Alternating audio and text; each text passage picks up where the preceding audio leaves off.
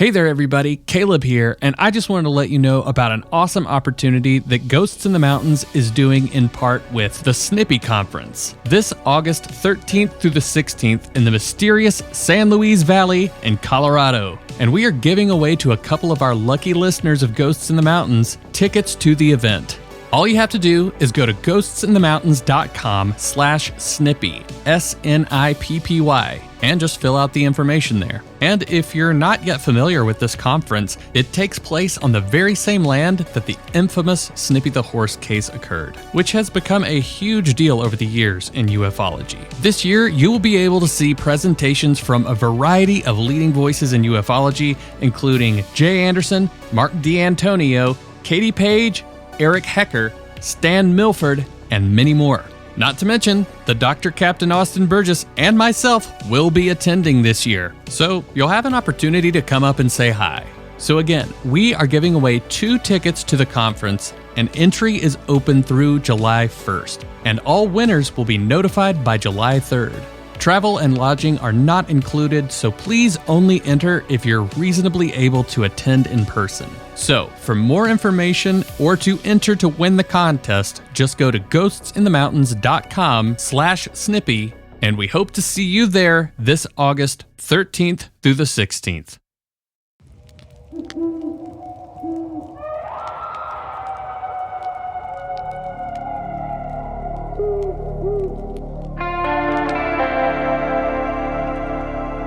The Appalachian Mountains are some of the oldest in the world, and we just happen to live in them. One thing we can tell you, there are ghosts in the mountains.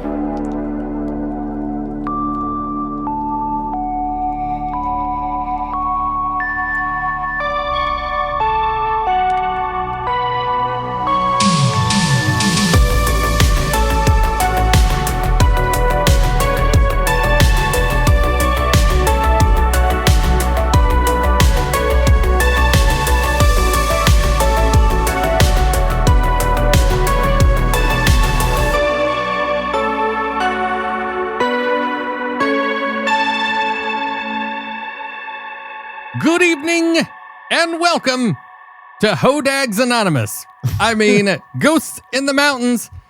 I don't think there's going to be any ghost or mountains today, so we could go with Hodag's Anonymous. Too bad, bitches.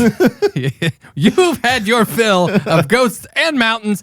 You're getting cryptids today. I am your host, Caleb Hanks, as always, and I am joined also, as always, by the great, the beautiful, the bearded Dr. Captain Burgess. Brother, how are you on this beautiful Hodag-filled evening? I'm doing quite well, but probably not as well as yourself. This is one you've been talking about for maybe as long as I've known you. I don't know. Yes, I think I have a fascination with the underdog. And I've always felt like the Hodag is the underdog of the cryptid world.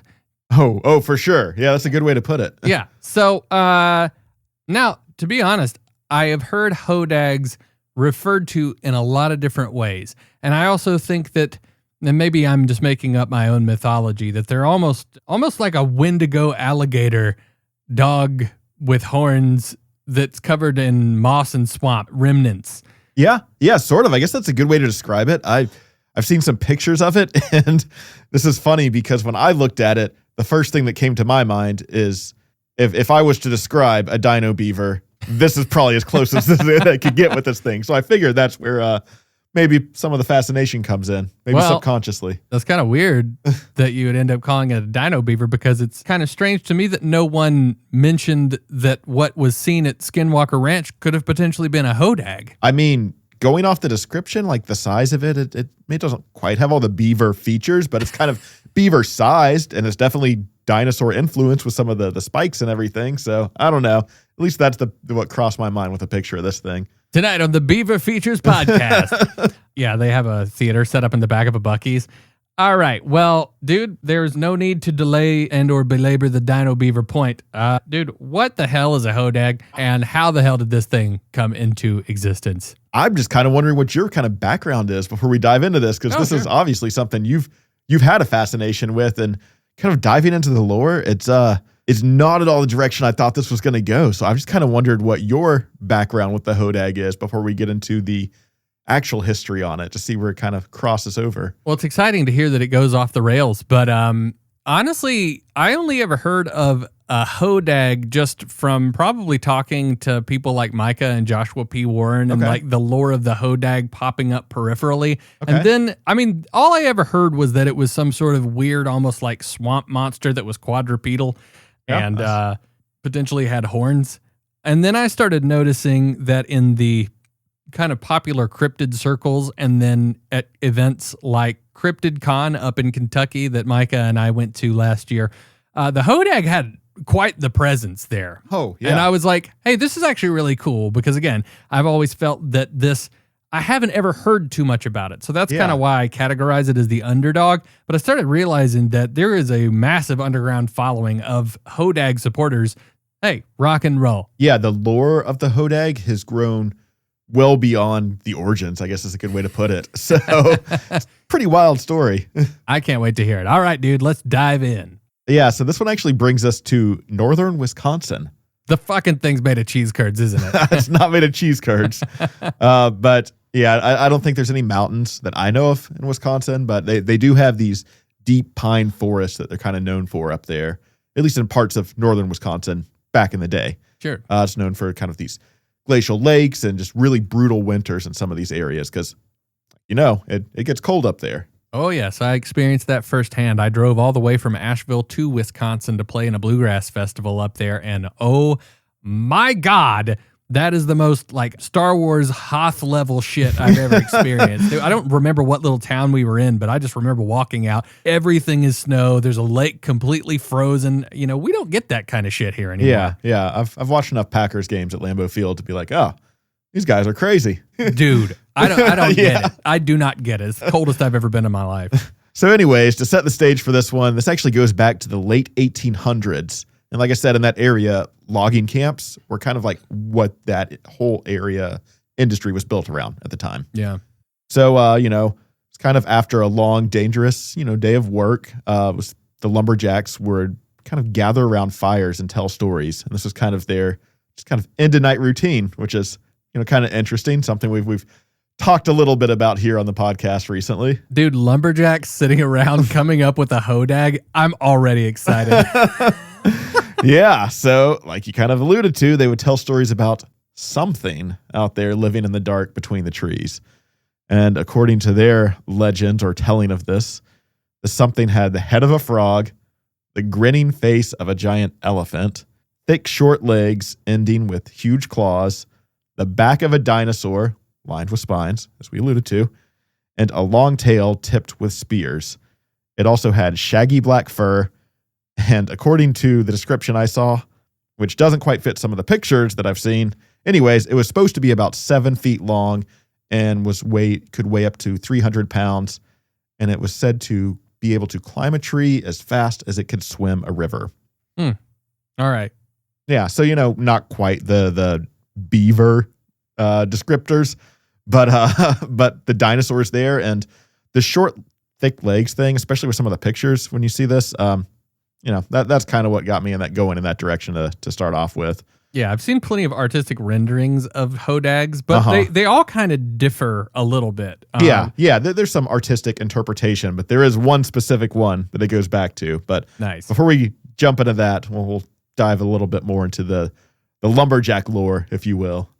According to Wisconsinology, the creature was aware of its own ugliness, and this detail is very real, that sometimes it would fall into bitter, lonely weeping.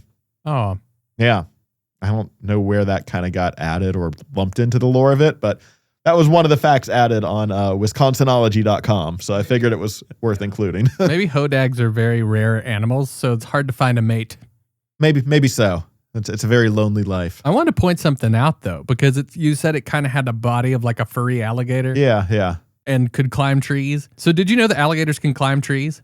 I think I've heard stories about that. Yeah, so I just looked it up just to make sure because I saw a video the other day and I genuinely couldn't tell if it was AI or not, which is wild to get to that point. We're in that day and age. Yeah, alligators and crocodiles can actually climb trees, and it says while they lack traditional climbing adaptations, these agile reptiles can scale inclined branches and fences, sometimes reaching heights up to 30 feet. Now, that's kind of misleading though, because are they talking about just climbing a log that's fallen over? Yeah, I could see that happening, but I'm talking about vertical freaking trees here. Yeah. I think that's still off the table. Yeah, I just the physics behind their body shape and that happening feels like there's some bending that wouldn't quite agree with their body formation there. Okay, apparently smaller, younger, lighter alligators are able to climb most things. I would assume kind of like an iguana, but they say the fully grown ones, they ain't doing that shit. Yeah.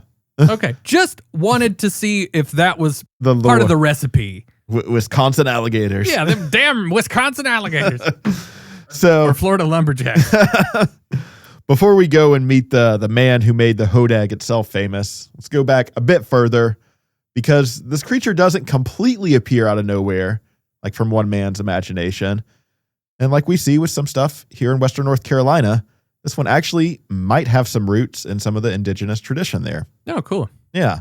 So long before any European logger or lumberjacks set foot in Wisconsin, the native tribe out there, the Ojibwe, I'm butchering this so bad. Can you spell it? Ojibwe. Yeah, I'd say Ojibwe. Yeah, we'll go with that. So there were other, tribes in that area, but they told stories of the Misupishu, which was a water panther spirit, and it was described as something between a cougar and a dragon, and it was the protector of the northern waters, and it was, coincidentally, guardian of Lake Superior's copper reserves, and these stories date back thousands of years. So when you're talking about that description we gave of the Hodag, and something described as a water panther, a cross between like a cougar and a dragon, I could see how that imagery could kind of be similar to what we're talking about, the description of the Hodag. Yeah, and panthers do swim. True. Yeah. So there's a little bit of that there in there. They probably saw that thing and they're like, what the fuck is that? Yeah. It's like, oh my The God, water it's a giant cat. Right. It's the beast of Bladenboro, or as we call him, Bob.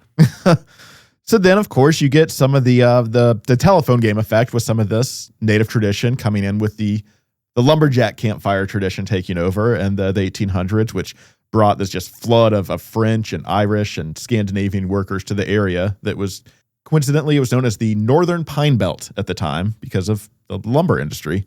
So they brought their own twist in storytelling culture that kind of built on to the legends that were in the area with a bit of twist for their own, legends from back home. Maybe they're adding that to the native legends.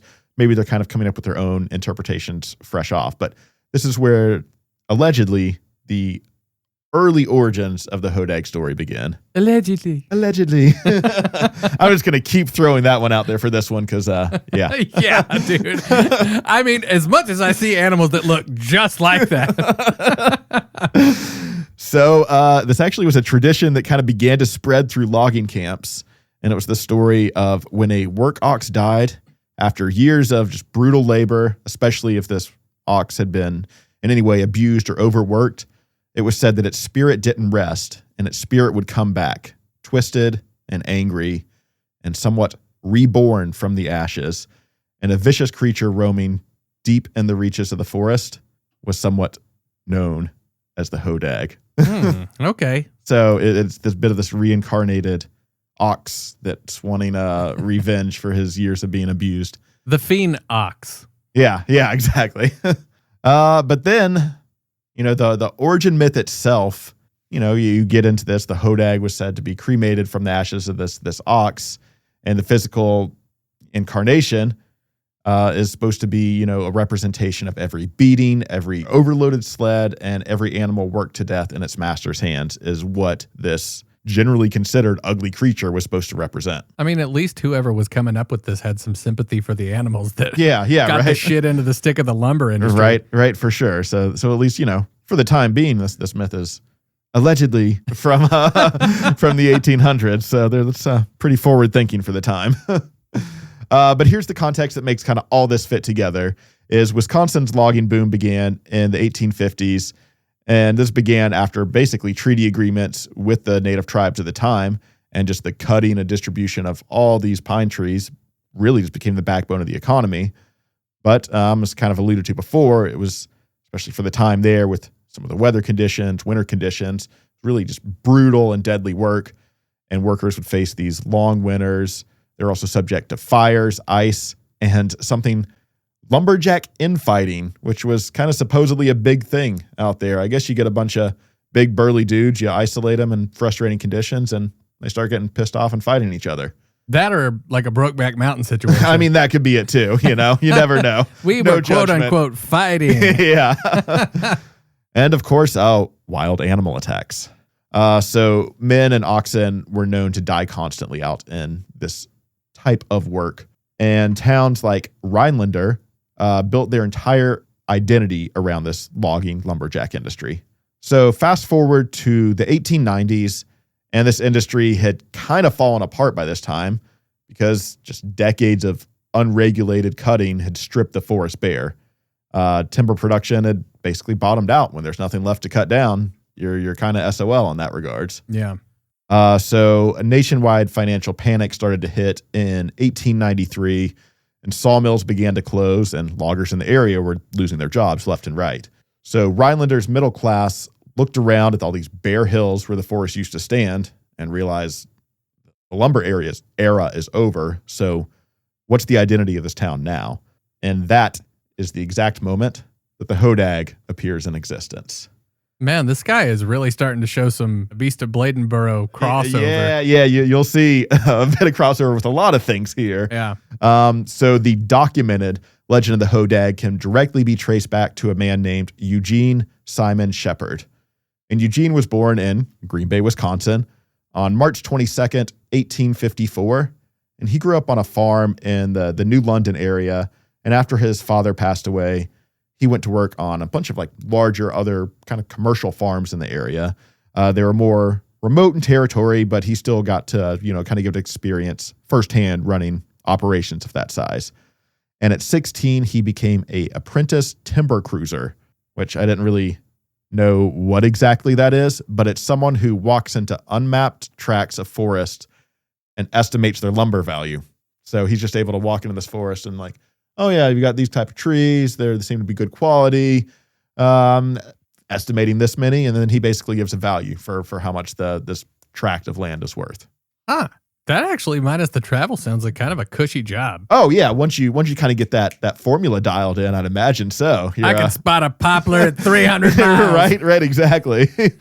So it's kind of a skilled work set that requires you to be very familiar with the forest, more so than anyone kind of at the time, especially going into areas like this and being able to appraise and value them off looks alone. Yeah, never knew that was a thing. Me either. So by 1882, Shepard was living in the town of Rhinelander. And over the following years, he became one of the area's most prominent kind of business figures. He was, as I mentioned, the surveyor, the timber cruiser. He was also a land developer and a real estate investor. So he kind of bought into the whole economy of the town. And, he was pretty well known in the communities. So he was actually known for drawing up the plat maps for a lot of the counties that are still in that area today. So very well respected, very documented, real person. And he knew the land, he knew the people. And, critically on this, he did have a bit of foresight because he kind of saw what was happening with the bottoming out of the industry. Forests are running out. And with that, he saw money's going to eventually bottom out too, and what's going to become of this town. So basically, he knew that the town of Rhinelander needed to have some new reason to exist. So Eugene, by everyone's account, was kind of like this legendary prankster. And he started devising some attractions that would pull people into the town. On one occasion, a shepherd planted scented moss deep in the pines along a hidden glen and quietly spread this word or rumor around town that something exotic had been discovered there. And allegedly, tourists started flooding in and people were fascinated until someone noticed that the moss smelled exactly like a popular lilac perfume that Shepard had been buying by the gallon from the local pharmacy. Dude, I love that this guy's like, I've become too powerful. I must create a Hodag. But also just like, this is so weird though too, because again, it's just like this place is failing. Okay, well, the first thought that comes to my mind is I'm gonna start spraying moss with lilac fucking perfume. This will make this town important again. This guy's, man.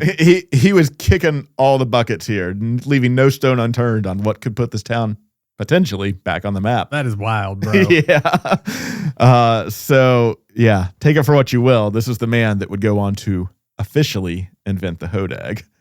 Well, and at this point, I am not surprised at all. So it gets even wilder before we even get to the Hodag, because Shepard also claimed to have invented Paul Bunyan, who, if you're not familiar, is kind of a central piece of American folklore. Yeah, it was played by Oliver Platt in Tall Tale. Remember that movie? That was a great movie. That was a great movie. Yeah, for sure. But yeah, like Paul Bunyan is you think of American folklore that originated from European settlers in that regard, in that part of culture. Paul Bunyan and the ox have to be, that's got to be, what was it, Blue? Yeah, Blue Babe the Big Blue Ox. Yeah, Babe the Big Blue Ox. Yeah, that's what it was. That's got to be a central piece. But yeah, he claimed that he is the author that invented Paul Bunyan.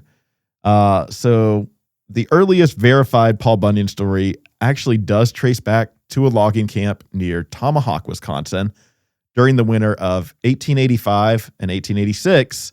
And this actually checks out for right when Shepard was working in that exact region, but historians can't definitively prove if he's the origin of this tale or not.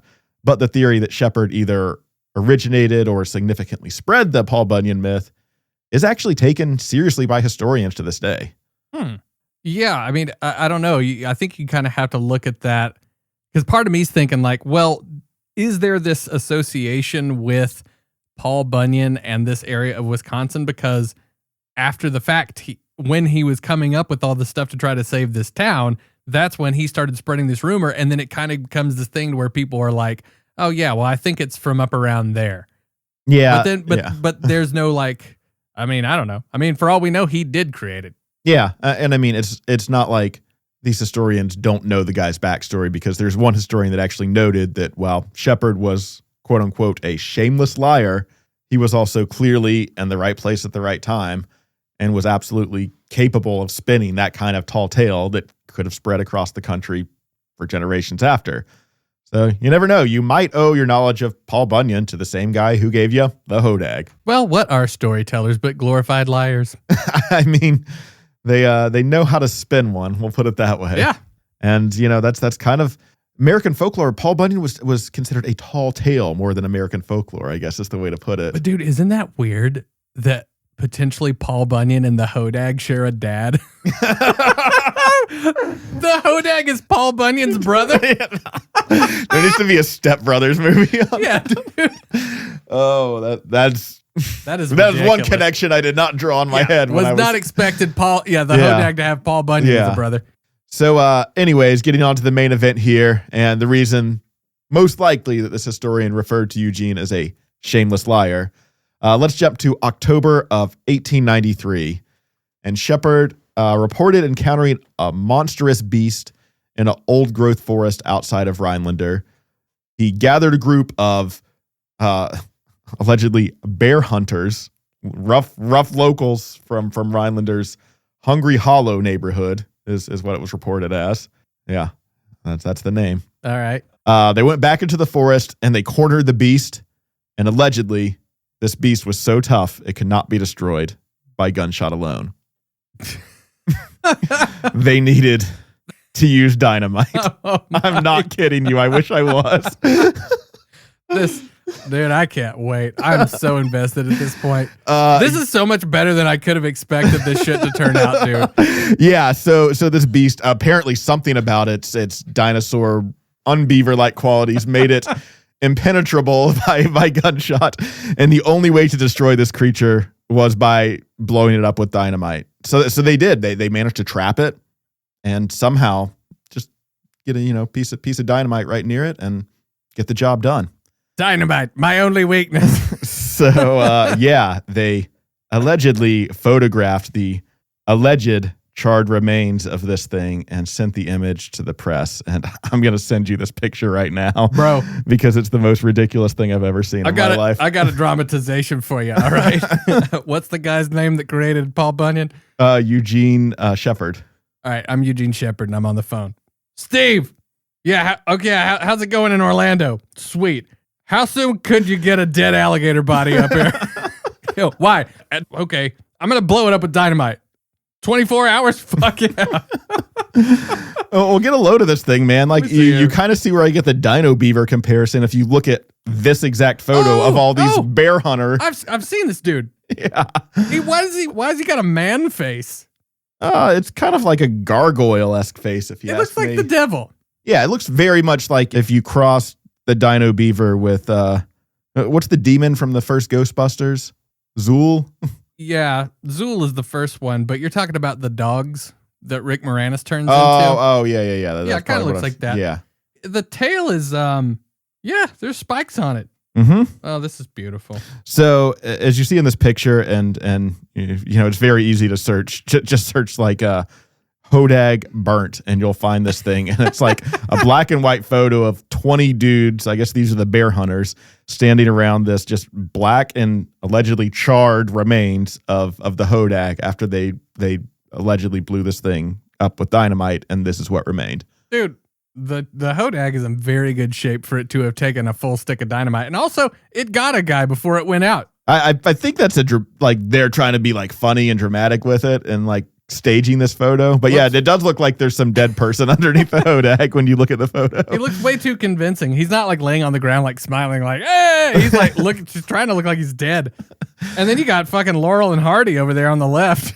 They were there. Hey, Paul Bunyan's here. Might as well get the Hardy boys in here.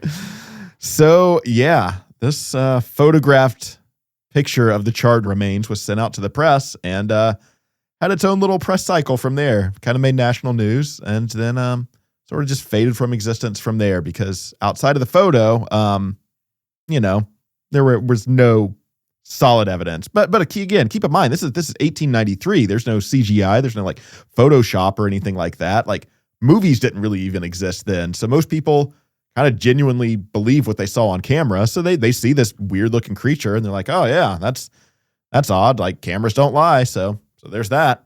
And it just kind of went away after that, if you will. Well, I'm going to frame that and put that in the house. I think my question is like, did they taxidermy a bunch of random shit together? Well, here we go. All right. Fast forward 3 years later to 1896.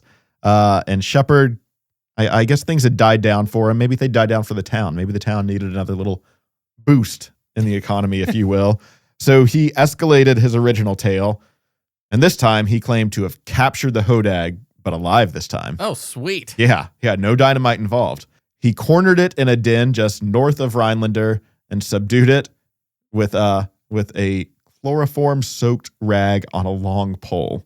So, all right. I guess he just had this long pole and happened to just get it right in front of the guy's face. And I think he had the help of these bear hunter guys again, if I'm not mistaken. I assume he's going out with it. I thought you were going to say that he straight jumped on its back and chloroformed it. No, he's got this long pole, and maybe the bear hunters are involved in some way. I don't know. But either way, that's how he knocked it down. And he brought it to town for display at the county's first public fair.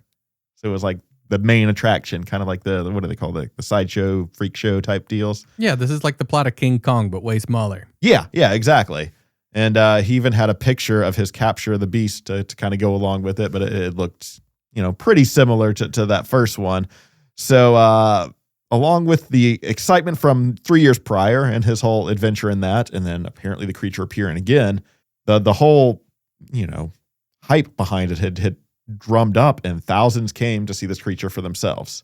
But when they arrived, the specimen, it was actually a sculpture that was built by his friend, Eugene's friend and wood carver named Luke Kearney, and the creature's wood body was covered in oxhide and cattle horns arranged along the spine as spikes. Okay. So yeah, they also used wires threaded through it so Shepard could make it move, kind of like a puppet. Ooh, very, very early animatronics. And his sons would reportedly hide somewhere behind where they had the setup, and they would make these growling sounds, and they were allegedly very convincing because people came to see this shit and they bought it. Wow. They would see them doing this wooden Hodag puppet covered in fur and the growling noises, and they're like, oh man, you got to go see the Hodag. It's crazy. It really makes me wonder how many people actually bought it or how many people were like, okay, this is kind of fun. Hey, kids, go see the Hodag. Maybe so. So Eugene and Luke later collaborated on a book titled The Hodag and Other Tales of Logging Camps. And the same book says Shepard determined that the Hodag was a missing link between the Ichthyosaurus and the Mylodon. And he determined this after visiting the tomb of King Tut in Egypt, and determined that the creature was originally called the Selbatsky. I don't know where he determined any of this. Man, this guy gets around. He needed some plot lines for this book, I guess. Is all I could really gather for that one. So for those who couldn't make it to the fair to see this creature, Shepard actually set up a Hodag in this part of his property. I guess he had like this barn or shed or something. And for the time, he would charge 10 cents admission to come see the Hodag on his property. And he would, when people would get there, most of the time he didn't, want to go through the whole thing of setting up the whole puppetry and having sons involved in all this, making all the noises. So he would just go and tell visitors that the creature was especially angry today. And then he'd go inside, supposedly telling the people that he was going to calm the creature down. And then he got pretty good at making some of the noises himself. So he'd go in, emerge minutes later, and after all this like commotion happened, all these racket noises happened, and he'd emerge minutes later just in shredded clothing covered in fake wounds. And while inside, either him or his sons are back there making these crashing sounds and snarling noises and snapping things and trying to allude that poor Eugene's in there getting attacked by this Hodag, and he comes out all tethered looking like, sorry guys, Hodag's in a bad mood today. Can't see him. Dude, what are we doing podcasting? We need to set up a Hodag attraction. I mean, you got to admit, he had a full theatrical production to go along with the experience. Like, he wasn't half-assing the thing if he's going to this effort. So. I've committed my life to this damned Hodag. Right? So apparently word spread so far that P.T. Barnum of the infamous Ringling Brothers and Barnum and Bailey circus fame, he personally boarded a train to Rhinelander, planning to offer Shepard a large sum of money to bring the Hodag to be part of his infamous circus. Wow. But Shepard, before he even reached the property, turned him down because, I mean, let's face it, on top of potentially or 100% definitely exposing his hoax, he had a good thing going for himself with this attraction in his backyard. He didn't need the help of anyone else. Yeah, exactly. And this is where it kind of comes to an end because the Smithsonian Institute announced they were dispatching a scientific team to Rhinelander to go inspect the discovery of this new specimen. And the moment that news broke, game was up. Shepard admitted the hoax. He knew that he'd taken it as far as humanly possible. Or he knew those bastards at the Smithsonian were going to come take his monkey lizard. Or this is just where the plot twist comes in because we all know that the Smithsonian actually just took the Hodag and spread this rumor. Obviously. Kidding. We're if you haven't picked that up. You're kidding. Oh, maybe so. I know you have the Hodag, you Smithsonian scum. So he kind of alluded to this later because I'm playing into this joke here. He later said with a completely straight face, not joking whatsoever, that he had only admitted it, that he made this hoax up to protect this unique animal from angry mobs that would surely bring about its extinction. Yeah. He saved the Hodag. Yeah. The man never broke character. We'll just put it that way. So what happened to the original prop? Not sure on the original, but a life-size replica that was remade in 1951 and a smaller, furry original Hodag prop are actually on display at the Rhinelander Logging Museum at Pioneer Park to this day. And the 1893 capture of the Hodag that we mentioned earlier is an infamous postcard that you could buy in town again to this day. Nice. I mean, it's a pretty awesome image. You should definitely continue to spread that around. Yeah. Make sure that one doesn't get lost to history. Yeah, like the Thunderbird. Yeah, right. So academics have kind of wrestled with the truth or the true origin of the story, really. And this is kind of where they land. So as the Rhinelander moved away from, or as Rhinelander, the town, moved away from logging and into just more of this farming and obviously a tourism town, it needed to process its own identity, and creating mythology and humor around the timber area kind of let the town grieve and laugh at its past in the same way.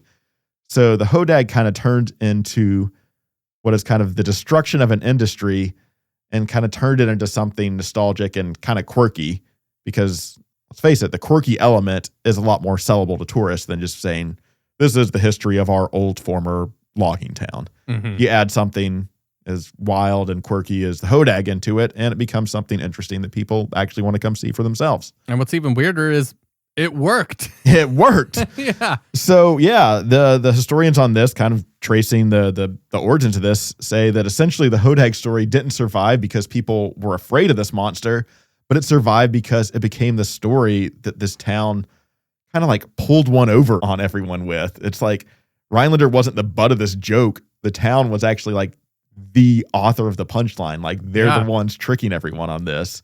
They nearly fooled the Smithsonian. They had the circus guy showing up. So like the story made national news. It was running in papers coast to coast. So it's not like this embarrassing piece of their history. It's kind of just admirable and kind of like legendary that they pulled something this crazy off. Yeah. Up until the Smithsonian was knocking on their door. And also, people had to find this shit hysterical. Yeah. There's no way. For sure. Like, that's like one of the reasons that I like the Hodag, is because the whole concept is just so damn funny. And that's without even knowing any of this shit. And the more you learn, the funnier it gets. Oh, yeah. Oh, God. I like the Hodag even more now. Right? Because it's awesome that a town like Rhinelander just leaned in and never looked back on this. Like, this has become, for better or worse, their identity. Well, dude, honestly, it's pretty impressive that something that started off as just kind of some little like BS that this dude was doing has made its way, albeit the lower echelon, but made its way into like the Cryptid Hall of Fame. Well, yeah, dude. I've got some kind of pop culture examples or where it's popped up in media that it's leaked into. That's like, this thing has some legs in even today's culture. Yeah. Some short, stumpy, weird claw-covered legs. Stumpy elephant claw legs. So like I said, like the Hodag is impossible to avoid when you go to the town Rhinelander today. Like when you drive in, it's got this sign that says Rhinelander, home of the Hodag. So like it is the city mascot. And not just city mascot, Rhinelander High School mascot is the Hodags. Badass. Yeah. Residents actually refer to themselves as Hodags of the town. Like, you know, like there's the Ash Villains thing around here. If you live in Rhinelander, you're just a Hodag. That's badass. Yeah. So it gets even deeper from there. The local country radio station, WHDG, the Hodag. There is a Hodag store, a shop that kind of fully repainted this big green Hodag statue. They stock shirts, toys, books, games. They even have, for the adults, a Hodag vodka. So of course they do. Yeah. You ever been Hodag drunk? I never stopped.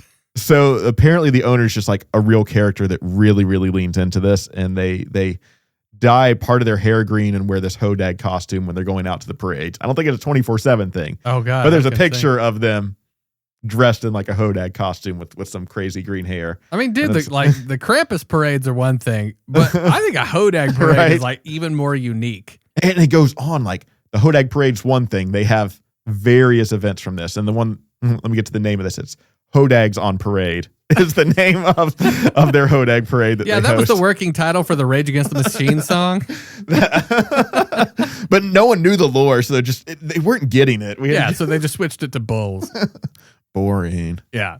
So anyways, that's the name of their Hodag parade. They also do this thing where they have Hodag sculptures and murals across town during the parade while it's going on. So like as you're walking the parade route, there's all these different sculptures and murals that make it real interactive. They also have Hodag Heritage Week, which is held every May, and businesses offer specials like dark chocolate Hodag paws and other Hodag themed edibles. That's so great. Yeah. And I mean, even when you drive into the Chamber of Commerce, it has a larger than life fiberglass Hodag statue that's created by 1990s local artist Tracy Gobberville. And it's trademarked and copyrighted as a piece of intellectual property for the city, but it's literally like this huge Hodag statue. Hell yeah, dude. Yeah. It is, like I said, the mascot of the city.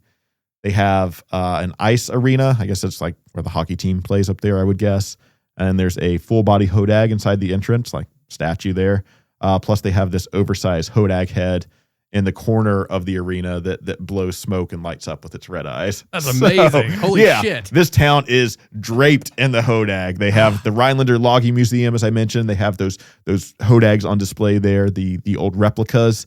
They've got that photograph that they sell as the little postcard, what have you. It just kind of goes on. There's one detail that kind of sticks out just to show how far this lore has traveled. And it was a small Hodag figurine was presented as a gift to, at the time, Senator John F. Kennedy and Mrs. Kennedy in 1959 when they visited the region. And they're like, what the hell is this? And this is why they had to get Kennedy. Yeah, he knew too much. So yeah, that's still something that the Rhinelander Daily News kind of reports with pride, that they were able to inform John F. Kennedy of the Hodag. Wow. So yeah, the influence goes on and on and on. In fact, in August of 1978, a few people started this event, started as a small stage set up in Rhinelander, just a hay wagon, and they named it the Hodag Country Music Festival. And at first it was just about like 300 to 500 people showing up, watching, just some locals performing. Love songs to Hodag. Maybe some of that, maybe some popular covers, handful of other acts in there.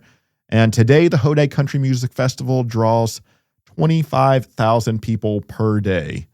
Good for them, dude. So the total annual attendance is between 30 and 50,000, and it's one of the biggest country music gatherings in the entire Midwest. Damn. Past headliners have included Garth Brooks, Willie Nelson, Eric Church, Darius Rucker, Reba McEntire, dozens Who saw more. my nipples? But that's a story for the midnight broadcast. Yeah, maybe I will tell it. It's the second time I brought it up in 2 weeks. Reba, we know you're listening. So yeah, basically when this festival happens, the town of Rhinelander doubles in size just because of the influx of people coming into the town. And it's all because of this creature that old Eugene Shepard carved out of wood and oxhide. And it's still managing to pull people in and draw people into the town. 130 plus years later. Dude, I'd be really interested to know like what era of Garth Brooks they got him in, because that's a big name. Yeah. For any festival. Right. Yeah, for sure. That's crazy, dude. But again, if this is kind of like the country music fest of the Midwest, you got to figure you're And it's called Hodag Fest or something like that? Hodag Country Music Festival. Holy shit. Yeah. Yeah. So again, the name has gotten out. So it's grown from just this little hay wagon, rinky-dink local festival to something that Garth Brooks would headline with a Jumbotron. They have skyboxes, the full shebang. It's what you would expect out of it's probably a Live Nation event for all I know. Dude, we talk about a lot of folklore things that come together. Obviously, we've talked about the Boojum quite a bit on this podcast, but are you not just as fascinated in the idea of something as silly as this frickin' idea of this Hodag turning into this massive, massive cultural thing? Yeah. Are you not just as fascinated by that as you are any of the other random shit that we talk about on this podcast? Because, dude, when you think about, okay, let's look at something like Point Pleasant, West Virginia, all right? Yeah, true. The Mothman is a much different situation than the Hodag. Yeah, yeah. The Mothman actually has some pretty spooky paranormal shit that has happened where people have claimed to see this. The Hodag just crawled out the bog, was struggling, got hit by some dynamite, struggled his ass, started from the bottom, now we here style. And now it's like part of all of this shit. I mean, like, I can't even believe that the Hodag has gone that far, but it does inform me a little bit more about why we know about it. Yeah, it's outgrown its hometown. For you to sit here, and this is why I asked you at the top of the episode, like, how the hell did this come into your purview? And it's people like Joshua P. Warren and Micah probably just casually alluding to the lore of the Hodag because it's so entwined with other cryptid culture at this point. I think that those dudes heard about it and just thought the whole idea was so hilarious. Yeah, it was so funny. Of course they're going to tell me. Yeah, of course. Because I don't, mom and dad never told me about the Hodag, but God, how fun. Yeah. So like I said, it's even outgrown its hometown. And in fact, it's made its way into the Harry Potter universe. What the fuck, really? Yeah. It appears in the 2017 expanded edition of Fantastic Beasts and Where to Find Them, which is like one of the books that they sell in the school. But then like later, as marketing comes on and the books fall dried up, they're like, hey, let's write some versions of these books they were reading in school and publish them. Let's make a DLC for a book. Basically, so they're sitting here coming up with monsters that are going to be included into the Harry Potter universe that didn't necessarily appear in the original books or movies. And the Hodag pops up in this book, and it's described as a horned frog-headed hunter with a taste for moonclaves. Mooncalves. Mooncalves, yeah. They're little cow things. Oh, yeah. Well, it has a taste for mooncalves, I guess. Fantastic Beasts and how to blow them up with dynamite. So this is kind of funny here because it goes back to part of our conspiracy here. It was said that during its search for mooncalves, the Hodag, which is, sometimes attracted to Muggle farms at night, piquing their interest, much like the Snallygaster. Not sure on that one. But anyways, the MAC-USA Department of No Magic Misinformation had worked hard to convince the no magic community of America that sightings of the Hodag were all hoaxes. The Hodag was confined to a protected area somewhere around Wisconsin. So basically, they're trying to allude in this Harry Potter version of the story that, oh yeah, we had to go out and convince the Muggles, the non-magic people, that the Hodag was all a hoax to keep this thing protected. So it kind of plays into the lore even more. I didn't know anything about the Harry Potter stuff, but that's when I was accusing the Smithsonian bastards of stealing the Hodag. Exactly. That's the exact same train of thought. Same thing, but with Harry Potter people. That's funny. Well, that's cool that, Jesus Christ, that it made it that far. Yeah. Scooby-Doo actually incorporated the monster as a villain into one of their episodes. What? That was the title of a 2012 episode, The Hodag of Horror.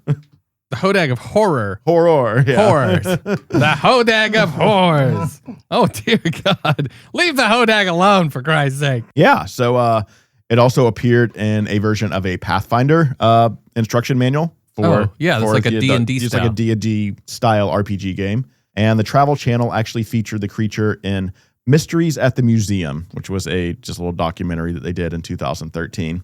So it has some legs, as you could see.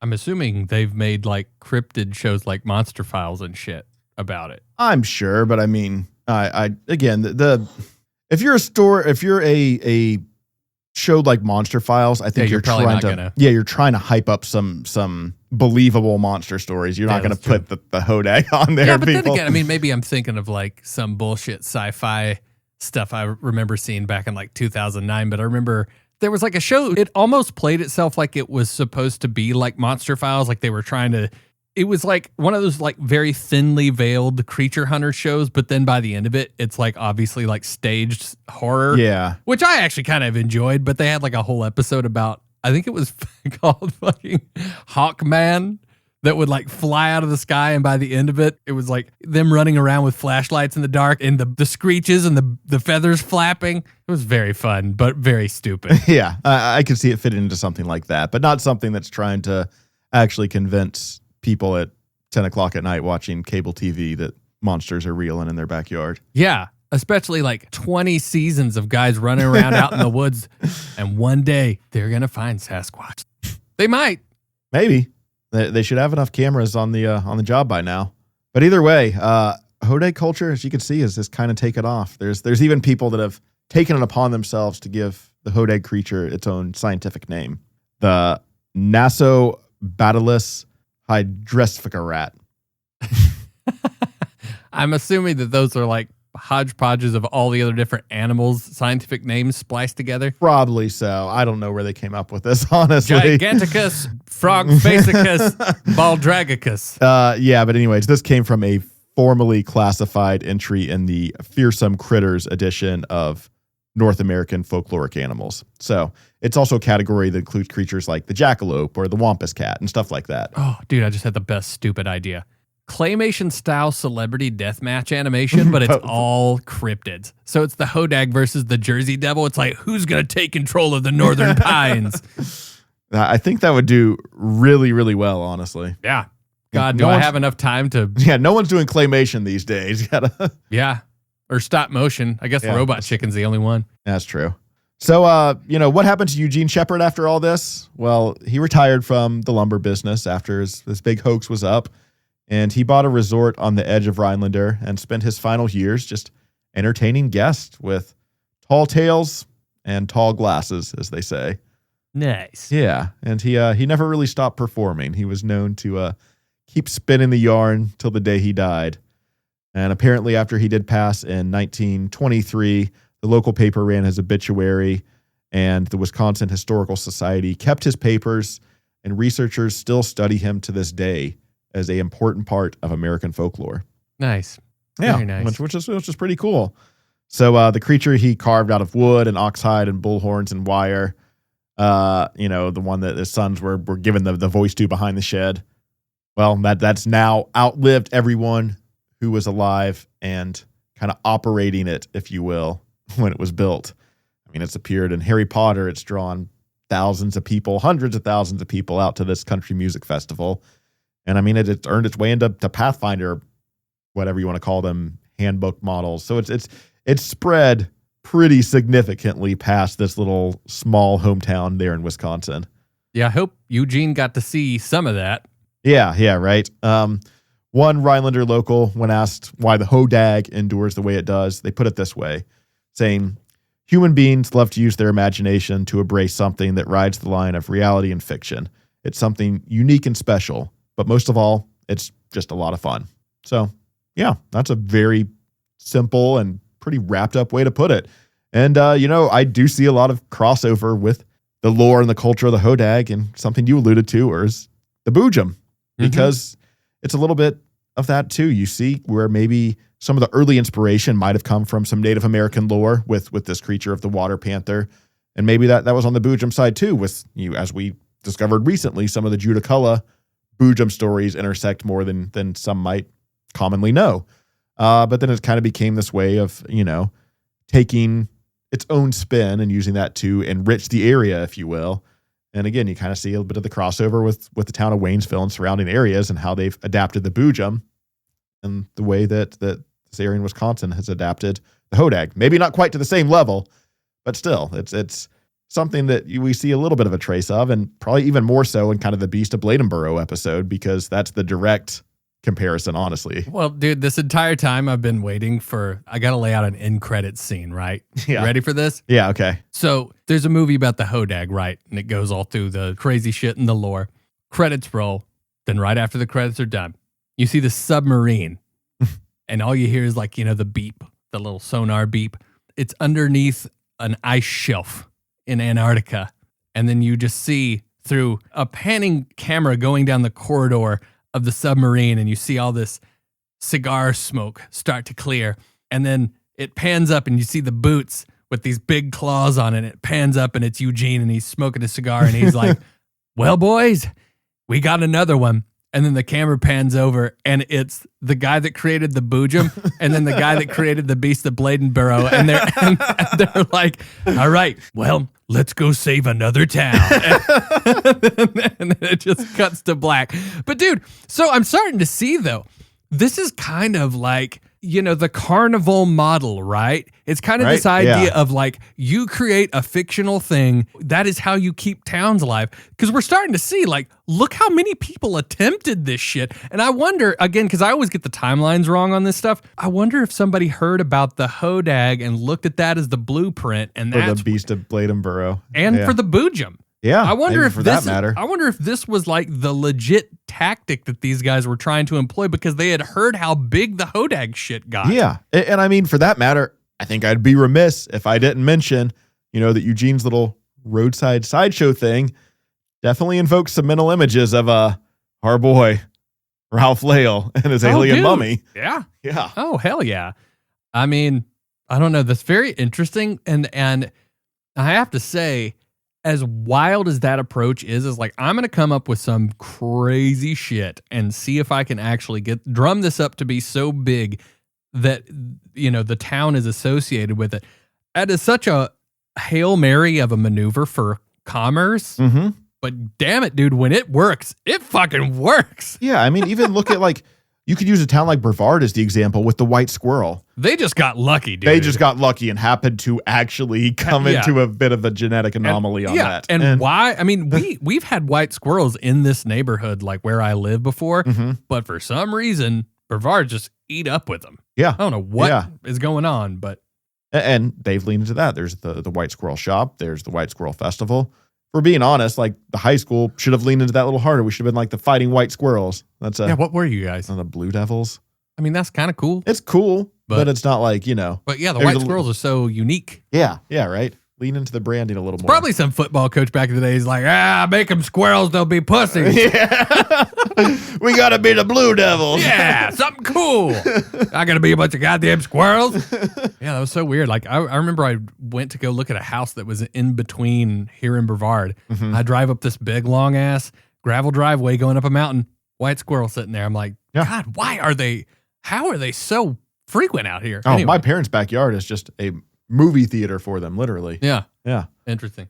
But this was a fun one. I did kind of want to, of course, do some due diligence and just see if, anyone outside of Eugene, of course, had claimed to ever experience a Hodag or anything creature of the sort. But outside of the dino beaver encounter at Skinwalker Ranch, I really couldn't find anything.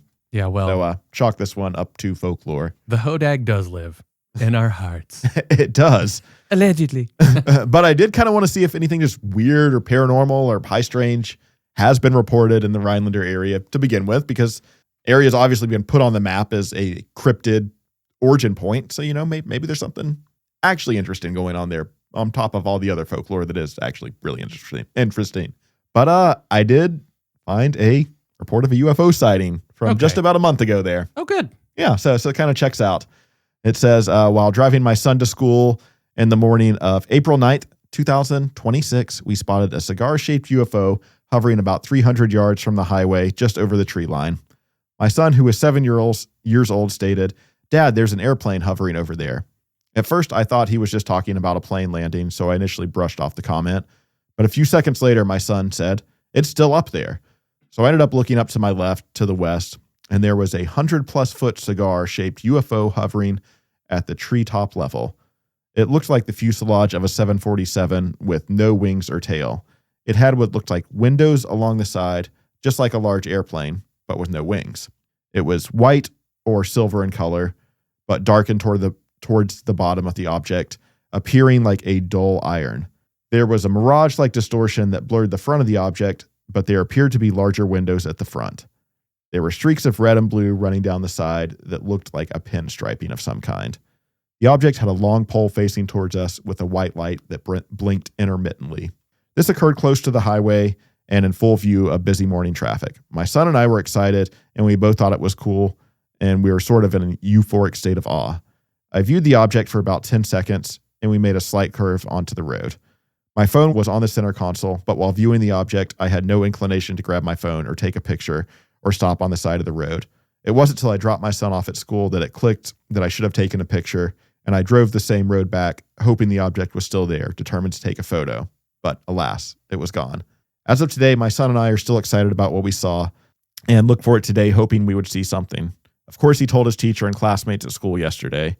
While driving to school today, we were both looking for the object along the road and talked about what we saw. I wrote a report and submitted it to NUFORC, which is the National UFO Reporting Center, but I'm not sure what to do with this information. In retrospect, the event is concerning. Such a large object or craft of unknown origin hovering over a busy highway in the morning, just outside of a small town, makes the phenomenon much more real to me. I'm still debating on making a police report or even contacting the government in some way. I'm trying to be a responsible citizen or do the right thing. I did do some quick research on the National UFO Reporting Center database, and a very similar cylinder UFO was spotted in Rhinelander in September 2023 and even back in 1983. The reason for this post is to provide a record for the future. Being able to look back and see similar sightings helped me contextualize what we saw. Hmm. Yeah. Well, outside of not taking a picture, I appreciate them being as thorough as they were. Right. Yeah. And I mean, yeah, the picture thing it's one thing that's really easy to question when we're in our shoes. Oh, dude. Yeah. If I were looking at something like that, I think that, it would be pretty easy for me to be like, okay, try to grab the camera. But a vast majority of people are like, they're just awestruck. And even I think that I would be like that in that moment. But like, if I did see something that genuinely shocked me, I might, lose track of my instinct to do something that would, Certainly. document it in that way, just being so shocked on that. So, yeah. Yeah, very thorough report. The hovering element, I think that's kind of the giveaway. Some of the light description almost kind of makes it sound like it could be some sort of conventional aircraft, maybe seen with a bit of a mirage effect, is some of the only critiques I have on that. But if he's convinced and kind of the timing on what they saw that this thing was just genuinely hovering in the air, that's not normal. So we'll leave it at that, I guess. Definitely not. I mean, in 2026, it definitely is a little harder to tell what you're looking at in the skies because there are things that are kind of new and experimental. That does not sound like anything that I know of that is publicly known. But then again, I'm scrolling through YouTube just the other day and there's like a whole new fleet of just like single man occupied flying. I don't know what to call them, just like flying machines, some sort of like a little pod or drone. It's like a personal drone that you can just fly your ass around. And it seems like every other company every 3 weeks has a new weird version of them. But they also have, these new cabs. I think that we were talking about this last week on the midnight broadcast, where they're just like these like 4-person cabs that they're going to basically have that are self-driving driving Ubers like and shit. Big drone. Yeah. But again, I've heard all kind of stories about cigar-shaped silver metallic UFOs that look exactly like this. The only thing that was different about this one necessarily was it seemed to have some sort of regulation. Windows. Well, that, but also regulation lighting. Yeah. Maybe not regulation, but regulation in the sense of that it was blinking. Yeah. Some sort of flashing light on that. And I thought it was interesting that they actually went back through the National UFO Reporting Center reports and looked through some of this, but I did the same, and there's more than they even mentioned. I find one, even from just last year, 2025 report, they said, saw a cylindrical object with flat ends, with no wings, exhaust, or contrails. Was visible long enough to find with binoculars, and after initial sighting, lost view of it in the binoculars. Pulled them away from the targeted area in the sky, and was gone from visibility by eye as well. There and then simply gone. So, a lot less detail than you get with that other initial report, but kind of seems a little bit similar. Cylindrical object. So well, strange that something that similar has been reported in the area multiple times. Yeah, 2025 and another from 2024 says object brighter than a star moving through the sky at great distance. Start, stop, move instantly. Second object flies near. Stops, flies away. So about as minimal of detail as we can have on that one, but you kind of get the idea that something comes up, it stops, and it moves instantly, and some other object kind of comes up near it and stops on point two. So in my mind, that kind of reads like something hovering if it's stopping instantaneously like that. I wish that they had noted if the speed seemed abnormal compared to most commercial planes. Yeah, right. I think actually this one does go into more description. I didn't even realize it had a whole bottom part here. Son of a bitch! Says, I have property on the Wisconsin River that's been in my family for 45 years. Frontage provides clear view of western sky. In 2023 or 2024, we began observing a very bright star-like object at great distance with the naked eye. It's about 45 to 60 degrees from the horizon. It moves sometimes erratic and sometimes more controlled. Always moves in a way that is neither natural nor a product of human technology that I'm aware of. It hovers, starts, stops, moves in every direction, and crosses the sky in a few seconds. We see it between approximately 11 p.m. and 2 a.m. Central Time. One night, a second object appeared. We saw it come from northwest perhaps. It traveled to the first light, stopped nearby for perhaps a minute, and then quickly flew off out of sight. We generally see this light either stationary and or moving every time we visit in the summer now, 4 or 5 times. I have no means to judge distance, but we saw an airplane fly through the area. the plane made the light look like it was at an incredible distance. So a little more context with some plane comparison there, if you will. Kyle Mullinax, if you're listening, we might need you to get in touch with some folks in Wisconsin. I was hitting Kyle up the other day. We need to get him back on the show. I saw something in one of those North Carolina UFO Facebook groups that was out towards, I think it was like Fayetteville. Anyways, like out towards the east where all that kind of all started for Kyle. And they posted a picture of it. And it was just the other day when the moon was like a little fingernail sliver. There was this bright orange glowing orb. And someone in the chat was like, isn't that just the moon? And like, dude, have you seen the moon? The other day it's a sliver. Like, no. Yeah. So, I sent that to Kyle and he found that pretty interesting. So, anyways, these reports from little old Rhinelander in the UFO world seem to go on and on. There's another report from 2012 in the western sky. There were 2 lights hovering in a vertical line. Top light is smaller than the bottom, and they appear every night and last for an hour or so and disappear. Then there's another one from 2002, so it starts to go back a little even further in time here. This one's a little bit longer here. It says, I was staring at the stars on my back deck as the sky was full of them and crystal clear. I've been staring at them for so long that I started to get a neck ache. I suddenly saw one of the stars start to move. I thought it was interesting because we had a badass meteor shower about a week before this happened, and I just couldn't understand how it would still be going on after. Then I noticed something odd. The star never disappeared, like you would expect it to in a meteor shower. It traveled across the sky at a fairly quick pace. I thought, well, it must be a satellite. But then it started to move all over the sky, and in quick, rapid motions. It would make sharp turns. Obviously, this was not a satellite. As I continued to look at it, the light, it must have been an artificial one, made to disguise like a star, would get very big and then fade away. A short while later, 5 seconds at most, it would appear in another section of the sky, darting from place to place so easily that I could definitely tell that this was something like straight out of a video game or something. And it would always fade out and then reappear. I called my mom out, but she said she couldn't see it. I guess I couldn't blame her, as the sky was full of stars that night.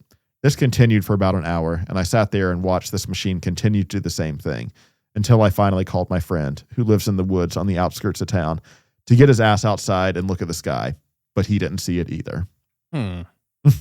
Interesting. I mean, the thing that I always kind of tip off on that is like, if it's making something they describe as sharp turns and movements like that, that's always a big indicator, but it's easy to trick your eye and make yourself think you're seeing even a star that's stationary moving more than it actually is.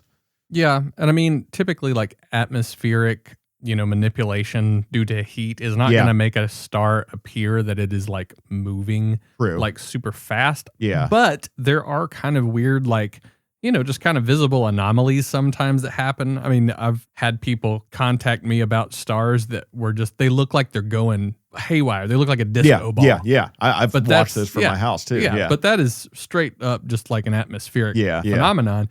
But for people that don't spend a lot of time looking at it and you get like a really concentrated one, that can look real crazy. Yeah, for sure. So this is the last UFO report I'll leave with everyone for the night. But this one comes from 1999. So going even farther back in time on this. And this one kind of caught my eye because of the shape. And they say it's the shape of a teardrop that was bright green outlined with a red streak going straight across the sky. And it was on a very cloudy night. So lots of lighting, and the UFO would slowly vanish like it was going behind or into something. In the report, they say tonight was cloudy, lots of lighting. It was very hot. So I put my head out the car window. And when I looked up into the sky, I saw a teardrop shaped UFO that was bright green outlined in red going straight across the sky and vanished slowly behind into something or somewhere. It was bright and amazing, and I never saw anything like it before.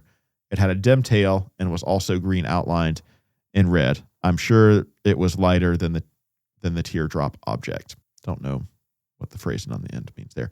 Anyways, I thought that one was kind of interesting just because of the shape alone. Teardrop is not a common shape you really see reported with some of the UFOs, specifically in this encounter or in general, really. Did it seem to move in a manner that was indicative that it was not a meteor, though? As far as the description that you picked up on? Not really. I mean, it basically just says that they saw something teardrop shaped move across the sky. So I guess when you're looking at the shape like that, a teardrop would check out with with some sort of meteor. I've seen some pretty thick daddy meteors, Yeah, man. yeah. And I've seen them that looked like they had green tails and all kind of the shit green, like red, that. glowing. Yeah, so maybe that what you could chalk that up to. But either way, whether some of these are explainable, whether they're all explainable, it's still kind of weird that a town that's primarily known for putting the Hodag on the map also seems to have its own history with a bit of UFO sightings as well. If the Smithsonian ain't coming for you, Mr. Hodag, the goddamn aliens are. Or maybe these are just flying Hodags. Who knows? Shit, the Hodags are piloting the UFOs. Oh, it just gets better and better. All right, dude. That's all I got. I'm Hodagged out. Dude, what a fun episode. Holy shit. Yeah, when I came into this, I'm like, I don't know how much of the Hodag stuff Caleb is even aware of. So nope. I got to ride that roller coaster from front to back, and boy, it was a pleasure. And it's so funny because you're the one that's had the fascination with the Hodag himself. Well, as you may have noticed, I like really weird, obscure, funny shit. And man, the Hodag might be the king of that. The Hodag, the Dino Beaver. They're one and the same. 100%. Or they might be brothers with Paul Bunyan. So, all right. Well, dude, amazing work on this. This was one of the more entertaining ones I've experienced recently. Not to say that, the ghost stuff isn't entertaining to me, because it all is and interesting. But dude, I love diving into just wild American folklore, or doesn't have to be American, but folklore sometimes. It's just so damn fun. I love this. This was so cool. And it's kind of fun to have like a little bit of the humorous twist on the end. In a way, it kind of reminds me of the Sensabaugh Tunnel episode, because you build up all the folklore around it. And then at the end, it's like, well, this guy was just out messing with everybody, and that's the whole story behind it at the end. Oh, yeah. Which is actually funny, because I don't know if I told you, my dad's actually from Kingsport, Tennessee. It's like after we recorded the episode, he's like, oh, yeah, we drove through that tunnel when I was like 14 years old. It's just what you did. It was the ghost thing in the town. Oh, nice. So I thought that was really funny.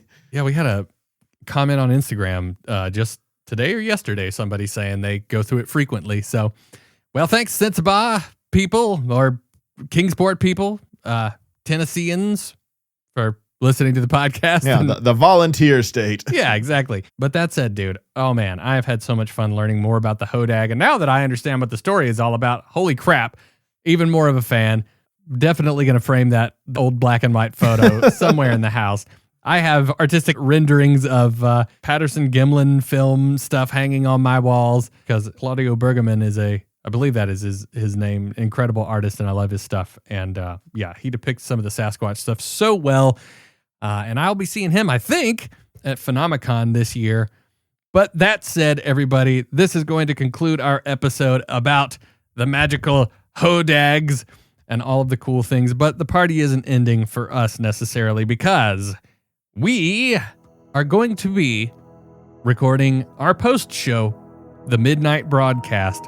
And that is a show that we do that is a bonus for all of our paid Patreon subscribers, where we get into some of the woo-woo, the nitty-gritty, the wild stuff. Gosh, with the Hodag, who even knows where the conversation is going to go tonight? I have some ideas, but hopefully it goes completely off the rails. It's funny when you're talking about driving down the road and you're seeing this hovering craft. It kind of does remind me of our friend Sex at Midnight, that wrote about their encounter with the TR-3B down on Canoga Road in Hendersonville, North Carolina. And hey, Sex at Midnight, I don't know if you know this, but we kind of made a song out of your experience, and we play it as part of the theme song to our podcast, the Midnight Broadcast. So Sex at Midnight, if you're listening to Ghosts in the Mountains, or if you or anybody you know knows how we could get in touch with Sex at Midnight,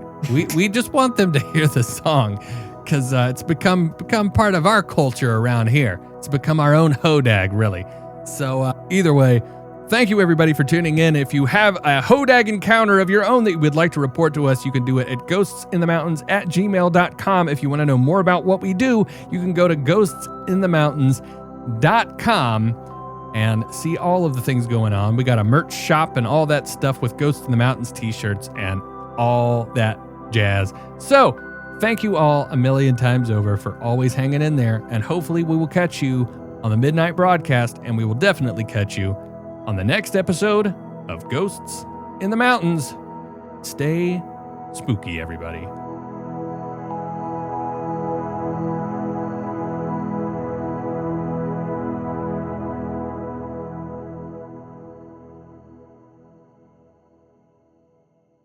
All right, Austin.